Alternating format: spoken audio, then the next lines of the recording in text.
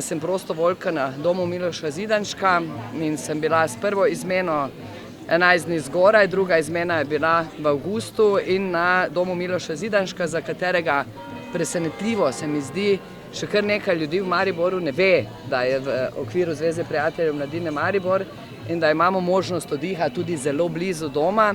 Skratka, je letos v dveh izmenah letovalo, mislim, da 112 otrok.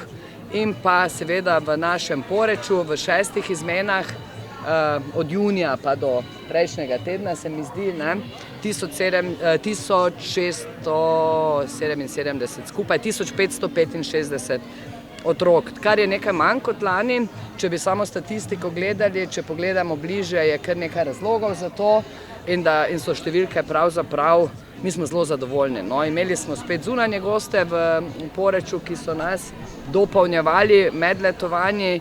Skratka, na splošno se nam zdi, da smo opravili vseh 8 izmen izjemno uspešno.